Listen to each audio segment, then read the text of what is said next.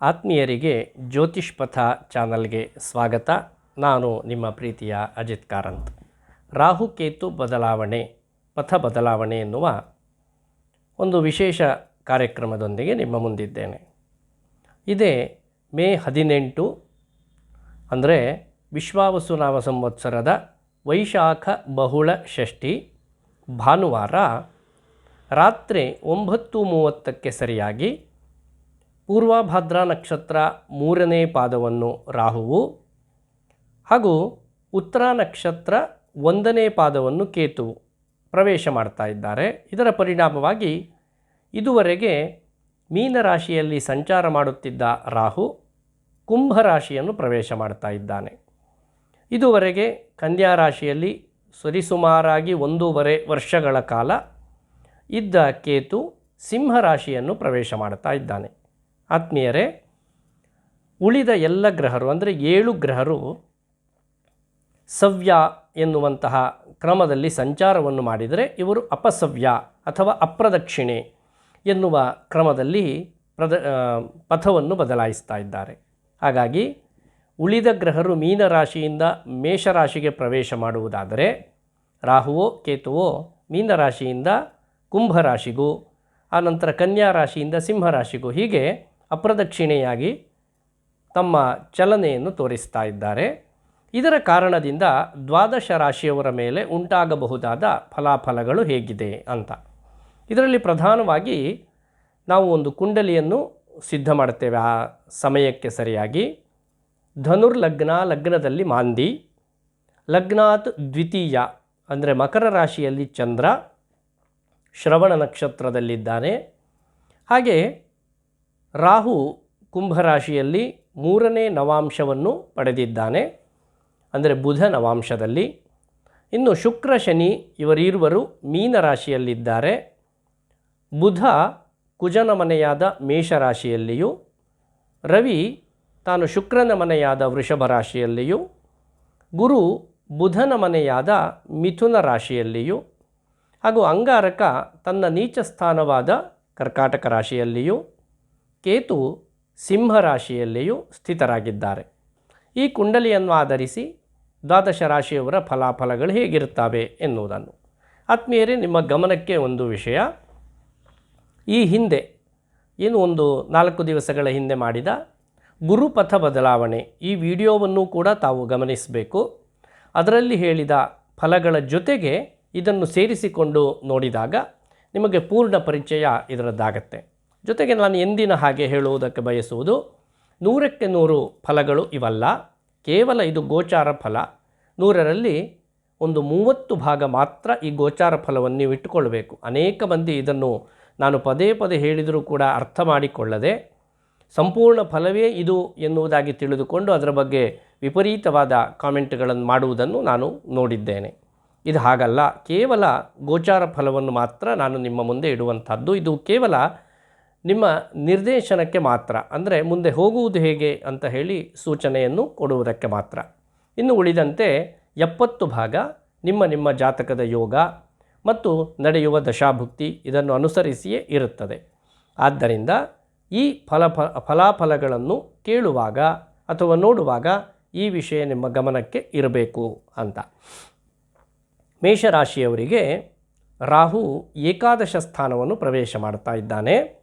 ಹಾಗೆ ಕೇತು ಪಂಚಮ ಸ್ಥಾನವನ್ನು ಪ್ರವೇಶ ಮಾಡ್ತಾ ಇದ್ದಾನೆ. ಈ ಫಲಗಳು ಹೇಗಿದ್ದಾವೆ ಅಂದರೆ, ಏಕಾದಶೇ ಭವೇಲ್ ಲಾಭ. ಏಕಾದಶವನ್ನು ರಾಹು ಪ್ರವೇಶ ಮಾಡುವುದರಿಂದ ಅತ್ಯಧಿಕವಾದ ಲಾಭಗಳು, ಅನೇಕ ಆಕಸ್ಮಿಕವಾದ ವಿಶೇಷ ಲಾಭಗಳನ್ನು ನೀವು ಕಾಣ್ತೀರಿ. ಅದೇ ಕೇತು ಪಂಚಮದಲ್ಲಿ ಇರುವುದರಿಂದ ಶೋಕೋ ಭವತಿ ಪಂಚಮೇ ಅಂತ ಶೋಕವನ್ನು ನೀವು ಅನುಭವಿಸ್ತೀರಿ. ಇಲ್ಲಿ ನಾವು ಗಮನಿಸಬೇಕಾದ ಒಂದು ವಿಷಯ, ಉಳಿದ ಎಲ್ಲ ವ್ಯವಹಾರಗಳಲ್ಲಿ ನಿಮಗೆ ಲಾಭ ಉಂಟಾದರೆ ಮಕ್ಕಳ ಕಾರಣದಿಂದ, ಹಾಗೂ ಗಂಭೀರವಾಗಿ ಗಮನಿಸಿ, ನೀವು ಮಾಡಿದ ಯಾವುದೋ ಹಿಂದಿನ ದುಷ್ಕೃತ್ಯ, ಪೂರ್ವ ಪುಣ್ಯ ಸ್ಥಾನ ಅಂತ ಪಂಚಮ ಸ್ಥಾನವನ್ನು ಹೇಳ್ತೇವೆ, ಇಲ್ಲಿಗೆ ಕೇತು ಬಂದಿದ್ದಾನೆ. ಇದರ ಕಾರಣದಿಂದ ನೀವು ಮೊದಲು ಮಾಡಿದ ಯಾವುದೋ ಒಂದು ದುಷ್ಕೃತ್ಯ ಅದರ ಪರಿಣಾಮದಿಂದ ಶೋಕವನ್ನು ಅನುಭವಿಸ್ತೀರಿ ಅಂತ ಹೇಳುವುದು ಮಾತ್ರ ಇಲ್ಲಿ ವಿಷಯ. ಹಾಗೆ ಮಕ್ಕಳಿಗಾಗಿ ಚಿಂತೆ, ಮಕ್ಕಳಿಂದ ಚಿಂತೆ ಎನ್ನುವಂಥದ್ದು ಸಹಜವಾಗಿಯೇ ಬಾಧಿಸುತ್ತೆ. ಇದು ಮೇಷರಾಶಿಯವರಿಗೆ ರಾಹುಕೇತುಗಳ ಚಲನೆಯಿಂದ ಉಂಟಾಗಬಹುದಾದಂತಹ ಒಂದು ಫಲ.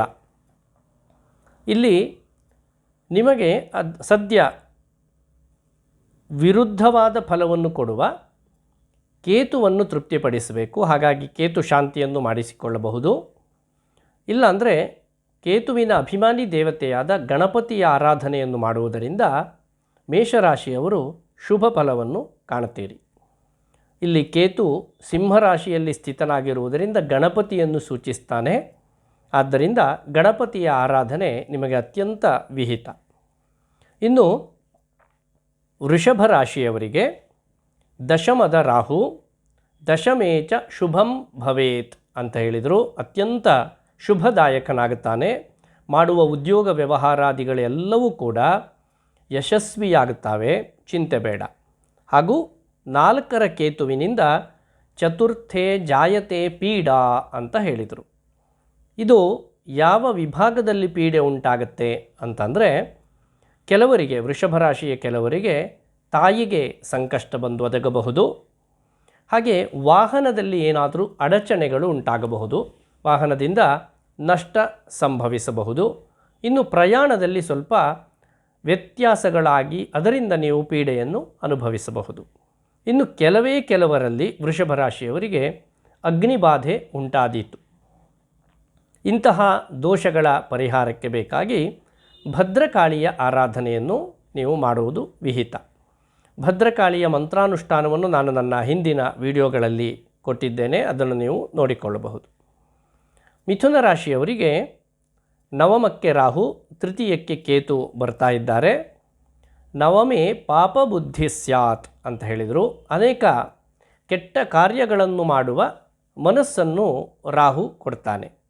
ಜೊತೆಗೆ ಕೇತುವು ಲಾಭದಲ್ಲಿ ವೃದ್ಧಿಯನ್ನು ಅನುಗ್ರಹಿಸ್ತಾನೆ. ಇದು ನಿಮಗೆ ಅತ್ಯಂತ ಶುಭವಾದಂತಹ ಕಾಲ.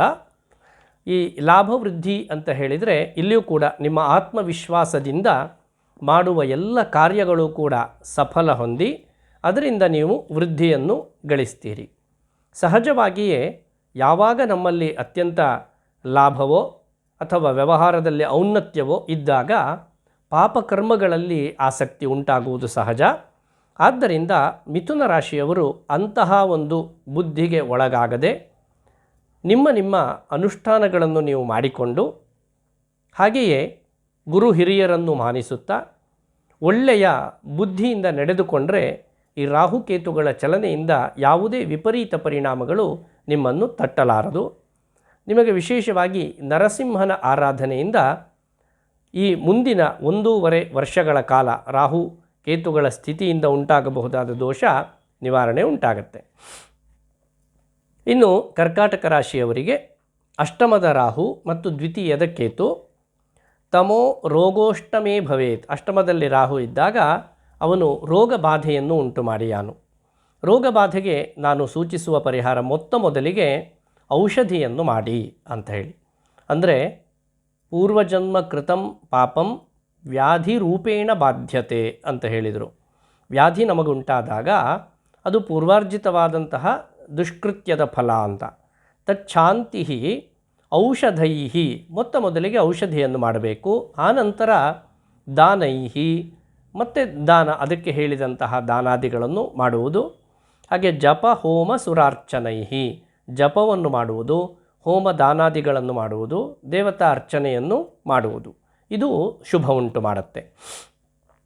ಕರ್ಕಾಟಕ ರಾಶಿಯವರು ನಾಗಾರಾಧನೆಯನ್ನು ನಿರಂತರವಾಗಿ ಮಾಡುವುದರಿಂದ ಈ ರಾಹುಕೇತುಗಳ ಚಲನೆಯಿಂದ ಅಥವಾ ಸ್ಥಿತಿಯಿಂದ ಬಂದೊದಗಬಹುದಾದ ಎಲ್ಲ ಅನಿಷ್ಟ ಫಲಗಳನ್ನು ನಿವಾರಣೆ ಮಾಡಿಕೊಂಡು ಉತ್ತರೋತ್ತರ ಶ್ರೇಯಸ್ಸನ್ನು ನೀವು ಅನುಭವಿಸ್ತೀರಿ. ಇದರಲ್ಲಿ ಯಾವುದೇ ಸಂದೇಹ ಬೇಡ. ಇನ್ನು ಸಿಂಹರಾಶಿಯವರಿಗೆ ಸಪ್ತಮಕ್ಕೆ ರಾಹು ಹಾಗೂ ಜನ್ಮರಾಶಿಗೆ ಕೇತು ಬರ್ತಾ ಇರುವುದು. ಮುನೌ ಪೀಡಾ ಅಂದರು. ಸಪ್ತಮಕ್ಕೆ ರಾಹು ಬರುವುದರಿಂದ ಪೀಡೆ, ಅದರಲ್ಲೂ ವಿಶೇಷವಾಗಿ ದಾಂಪತ್ಯದಲ್ಲಿ ಪೀಡೆ, ಸರಸ ಇಲ್ಲದೆ ವಿರಸ ಸಂಭವ. ಹಾಗೆಯೇ ಜನ್ಮದ ಕೇತುವಿನ ಕಾರಣದಿಂದ ದೇಹಕ್ಷಯ ಮತ್ತು ಅನೇಕ ವಿಧವಾಗಿ ಹಾನಿ, ಯಾವುದೋ ರೋಗೋಪದ್ರವ ನಮ್ಮನ್ನು ಬಾಧಿಸಬಹುದು. ಹಾಗೂ ದಿವಸ ದಿವಸ ಹೋದ ಹಾಗೂ ದೇಹದಲ್ಲಿ ಇಳಿಮುಖವನ್ನು ಕಾಣಬಹುದಾಗತ್ತೆ. ಅಂತಹ ದೋಷ ನಿವಾರಣೆಗೆ ಬೇಕಾಗಿ ಶ್ರೀ ಚಂಡಿಕಾ ದುರ್ಗೆಯ ಆರಾಧನೆಯನ್ನು ಮಾಡುವುದರಿಂದ ನೀವು ಈ ದೋಷದಿಂದ ದೂರ ಉಳಿಯುತ್ತೀರಿ. ಸಿಂಹರಾಶಿಯವರು ನಿಮ್ಮ ಜನ್ಮ ಹಾಗೂ ಸಪ್ತಮಕ್ಕೆ ಬರಬಹುದಾದ ಕೇತು ರಾಹುಗಳ ಪೀಡೆಗಾಗಿ ಹೆಚ್ಚು ಚಿಂತೆಯನ್ನು ಪಡದೆ ನಿರಂತರವಾಗಿ ಚಂಡಿಕಾ ಆರಾಧನೆಯನ್ನು ಮಾಡಿ. ಚಂಡಿಕಾ ಸ್ತೋತ್ರ ಹಾಗೂ ಚಂಡಿಕಾ ಮೂಲಮಂತ್ರ ಇವೆಲ್ಲವೂ ಕೂಡ ನನ್ನ ಹಿಂದಿನ ವಿಡಿಯೋಗಳಲ್ಲಿ ಲಭ್ಯವಿದೆ, ಅದನ್ನು ತಾವು ನೋಡಬಹುದು. ಅದರಿಂದ ಉತ್ತಮವಾದಂತಹ ಫಲಿತಾಂಶ ಪರಿಹಾರ ಖಂಡಿತ ಶತಸಿದ್ಧ. ಇನ್ನು ಕನ್ಯಾ ರಾಶಿ ಇವರಿಗೆ ಷಷ್ಠದಲ್ಲಿ ರಾಹು, ಸುಖಂ ಷಷ್ಠೆ, ಇವನು ಅಮಿತವಾದ ಸುಖವನ್ನು ಕೊಡುತ್ತಾನೆ. ದ್ವಾದಶದ ಕೇತು ಪೀಡಾ ವ್ಯಯಂಚ ಕುರ್ಯಾತ್ ಅಂತ ಹೇಳಿದರು. ದೇಹ ಪೀಡೆ ಇರಬಹುದು ಅಥವಾ ವ್ಯವಹಾರ ಉದ್ಯೋಗಗಳಲ್ಲಿ ಪೀಡೆ ಇರಬಹುದು ಹಾಗೂ ನಾನಾ ವಿಧವಾದಂತಹ ವ್ಯಯ ಇದನ್ನು ಉಂಟು ಮಾಡ್ತಾರೆ ಕನ್ಯಾ ರಾಶಿಯವರು. ಹಾಗಾಗಿ ಯಾವುದೇ ಹೂಡಿಕೆಗಳನ್ನು ಮಾಡುವುದಿದ್ದರೆ ಸ್ವಲ್ಪ ಆಲೋಚನೆ ಮಾಡಬೇಕಾದಂತಹ ಕಾಲ. ಈ ಎರಡು ದೋಷಗಳ ನಿವಾರಣೆಗೆ ಬೇಕಾಗಿ ನೀವು ನಿರಂತರವಾಗಿ ಶ್ರೀ ಗಣಪತಿಯ ಆರಾಧನೆಯನ್ನು ಮಾಡುವುದರಿಂದ ಮುಂಬರುವ 1.5 ವರ್ಷಗಳ ಕಾಲ ರಾಹುಕೇತುಗಳ ಸ್ಥಿತಿಯ ಕಾರಣದಿಂದ ಉಂಟಾಗಬಹುದಾದ ದೋಷ ಎಲ್ಲವೂ ದೂರವಾಗತ್ತೆ. ಇನ್ನು ತುಲಾರಾಶಿಯವರಿಗೆ ಪಂಚಮಕ್ಕೆ ರಾಹು, ಲಾಭಸ್ಥಾನಕ್ಕೆ ಕೇತು ಬರ್ತಾ ಇದ್ದಾರೆ. ಹಾನಿರೇವತು ಪಂಚಮೇ, ಪಂಚಮಕ್ಕೆ ರಾಹು ಬರುವುದರಿಂದ ಹಾನಿ. ಅಂದರೆ ಈ ಹಾನಿ ಯಾವುದು ರೀತಿಯಲ್ಲಿ ಸಂಭವಿಸುತ್ತೆ ಅಂದರೆ ಮಕ್ಕಳ ಕಾರಣದಿಂದ ಸಂಭವಿಸಬಹುದು. ಮಕ್ಕಳು ಯಾವುದಾದರೂ ಒಂದು ಅಚಾತುರ್ಯವನ್ನು ಮಾಡಿ ಅದರಿಂದ ಸ್ವಲ್ಪ ದೊಡ್ಡ ಮಟ್ಟಿನ ಹಾನಿ ಸಂಭವಿಸಬಹುದು. ಅಥವಾ ಕೆಲವರಿಗೆ ಅಂದರೆ ಇದು ದಶಾಭುಕ್ತಿ ಮತ್ತು ನಿಮ್ಮ ಜಾತಕದ ಯೋಗ ಅದೆಲ್ಲವೂ ಪೂರಕವಾಗಿದ್ದರೆ ಮಕ್ಕಳನ್ನೇ ಕಳೆದುಕೊಳ್ಳುವ ಒಂದು ಯೋಗವೂ ಕೂಡ ಕಾಣಿಸಬಹುದು. ಹಾನಿರೇವತು ಪಂಚಮೇ ಅಂತ.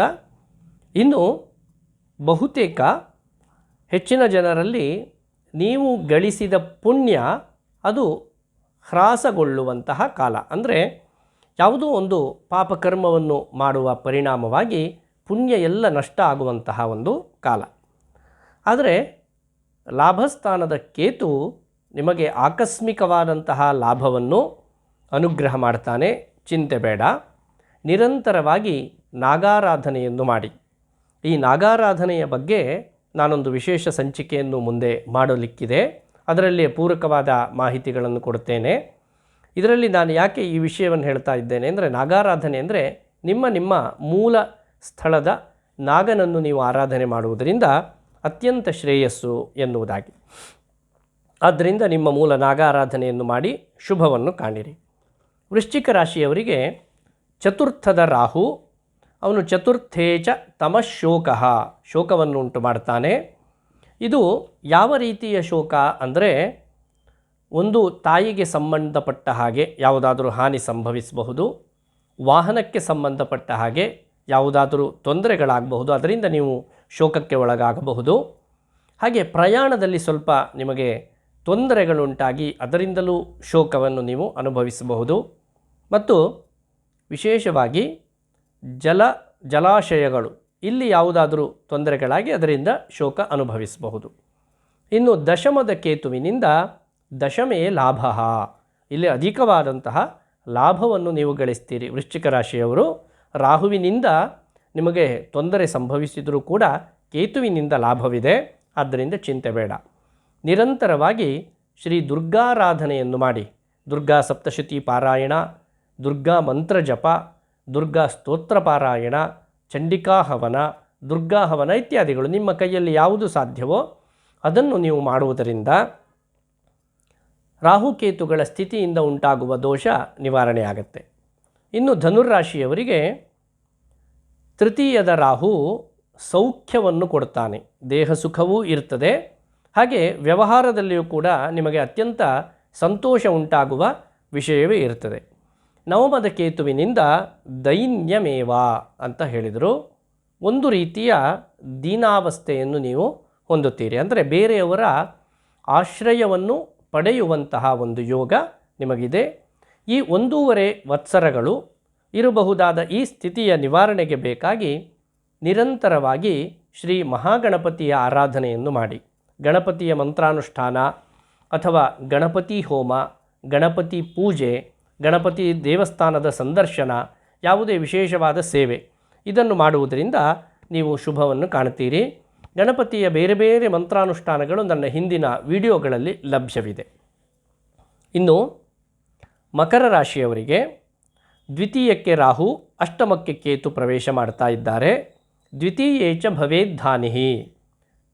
ದ್ವಿತೀಯಕ್ಕೆ ಬರುವ ರಾಹು ನಿಮಗೆ ಧನಹಾನಿಯನ್ನು, ಕುಟುಂಬ ಸುಖದ ಹಾನಿಯನ್ನು ಹಾಗೂ ನೇತ್ರ ಬಾಧೆಯನ್ನು ಕೊಟ್ಟಾನು.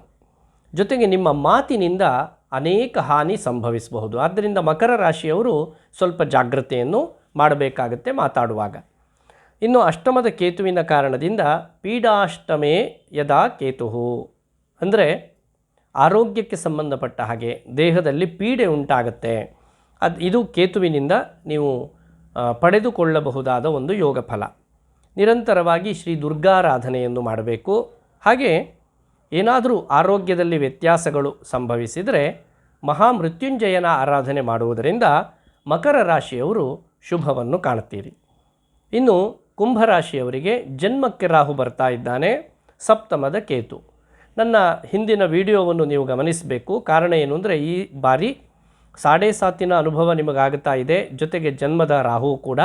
ಆದರೆ ಪಂಚಮದ ಗುರು ಎಲ್ಲವನ್ನೂ ನಿವಾರಣೆ ಮಾಡಿ ನಿಮಗೆ ಶುಭವನ್ನು ಕೊಡ್ತಾನೆ, ಆದ್ದರಿಂದ ಚಿಂತೆ ಬೇಡ. ಜನ್ಮದ ರಾಹುವಿನಿಂದ ಜನ್ಮರಾಶೌ ಯದಾ ರಾಹು ತದಾ ಹಾನಿಕರೋ ಭವೇತ್, ಅಂದರೆ ದೇಹದಲ್ಲಿ ಅನೇಕ ಪೀಡೆ ರೋಗೋಪದ್ರವಗಳು ಸಂಭವಿಸಿ ನಿಮಗೆ ಹಾನಿ ಉಂಟಾಗಬಹುದು. ಇನ್ನು ಸಪ್ತಮದ ಕೇತುವಿನಿಂದ ಕಾರಣದಿಂದ ಹಾನಿರೇವತು ಸಪ್ತಮೆ, ಅಲ್ಲಿಯೂ ಕೂಡ ಹಾನಿ. ಇದರಲ್ಲಿ ದಾಂಪತ್ಯ ಸುಖ ಹಾನಿ ಎನ್ನುವಂಥದ್ದು ವಿಶೇಷವಾಗಿ ಗಮನಿಸಬೇಕಾಗತ್ತೆ. ಇನ್ನು ಪ್ರಯಾಣದಲ್ಲಿ ಸ್ವಲ್ಪ ಜಾಗೃತೆಯನ್ನು ನೀವು ಇಟ್ಟುಕೊಳ್ಳಬೇಕಾಗತ್ತೆ. ಇದು ಕುಂಭರಾಶಿಯವರಿಗೆ. ಶ್ರೀ ದುರ್ಗಾ ಗಣಪತಿಯ ಆರಾಧನೆ, ಪ್ರತ್ಯೇಕವಾಗಿ ದುರ್ಗಾರಾಧನೆ ಮತ್ತು ಗಣಪತಿಯ ಆರಾಧನೆ ಮಾಡುವುದರಿಂದಲೂ ಅಥವಾ ವಿಶೇಷವಾದ ಒಂದು ದುರ್ಗಾ ಗಣಪತಿ ಎನ್ನುವ ಒಂದು ಕಲ್ಪನೆಯೇ ನಮ್ಮಲ್ಲಿದೆ, ಅಂತಹ ದುರ್ಗಾ ಗಣಪತಿಯ ಆರಾಧನೆಯಿಂದಲೂ ಕುಂಭರಾಶಿಯವರು ಶುಭವನ್ನು ಕಾಣುತ್ತೀರಿ. ಮೀನರಾಶಿಯವರಿಗೆ ವ್ಯಯಸ್ಥಾನಕ್ಕೆ ರಾಹು, ಪೀಡಾಚ ದ್ವಾದಶೆ, ನಾನಾ ವಿಧವಾದಂತಹ ವ್ಯಯಗಳು, ಅದರಲ್ಲಿಯೂ ಕೂಡ ಅಪವ್ಯಯಗಳು, ದುರ್ವ್ಯಯಗಳು ಉಂಟಾಗುತ್ತೆ. ಬೇಕಾದ ಕೆಲಸಕ್ಕೆ ಖರ್ಚನ್ನು ಮಾಡದೆ ಬೇಡದೇ ಇರುವ ಕೆಲಸಕ್ಕೆ ಖರ್ಚನ್ನು ಮಾಡುವ ಸಾಧ್ಯತೆಗಳು ಹೆಚ್ಚಾಗಿದೆ. ಇದರಿಂದ ಪೀಡೆಯನ್ನು ನೀವು ಅನುಭವಿಸ್ತೀರಿ. ಹಾಗೂ ಷಷ್ಠದ ಕೇತುವಿನಿಂದ ಧನಮಾಪ್ನೋತಿ. ನೋಡಿ, ಇಲ್ಲೊಂದು ವಿಶೇಷ ಸಂಯೋಗ ಇದೆ. ಒಂದು ಕಡೆ ದುರ್ವ್ಯಯವನ್ನು ಮಾಡ್ತೀರಿ, ಆದರೆ ಮತ್ತೊಂದು ಕಡೆಯಲ್ಲಿ ಧನವನ್ನು ಆರ್ಜಿಸ್ತೀರಿ. ಅಂದರೆ ಹೆಚ್ಚು ಹೆಚ್ಚು ಧನ ಪ್ರಾಪ್ತಿ ಯೋಗ ಖಂಡಿತವಾಗಿಯೂ ಇದೆ. ಆದ್ದರಿಂದ ಬುದ್ಧಿಯನ್ನು ಮನಸ್ಸನ್ನು ಸ್ಥಿರವಾಗಿಟ್ಟುಕೊಂಡು ಎಲ್ಲಿ ಸದ್ವಿನಿಯೋಗ ಆಗುತ್ತೋ ಅಲ್ಲಿ ಧನ ಬಳಕೆಯನ್ನು ಮಾಡುವುದು ಮೀನರಾಶಿಯವರಿಗೆ ಸೂಕ್ತವಾದ ಪರಿಹಾರ. ಹಾಗೂ ಶ್ರೀ ದುರ್ಗಾರಾಧನೆಯಿಂದ ಮೀನರಾಶಿಯವರು ಶುಭವನ್ನು ಕಾಣುತ್ತೀರಿ. ಈ ರೀತಿಯಾಗಿ ರಾಹುಕೇತುಗಳ ಸಂಚಾರ ಫಲ ದ್ವಾದಶ ರಾಶಿಯವರಿಗೆ ವಿವರಣೆಯನ್ನು ಮಾಡಿದ್ದೇನೆ.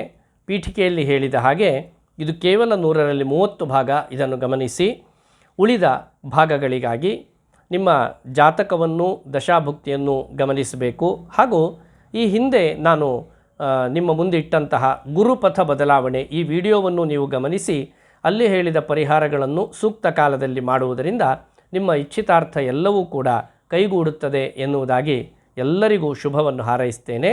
ಧನ್ಯವಾದಗಳು.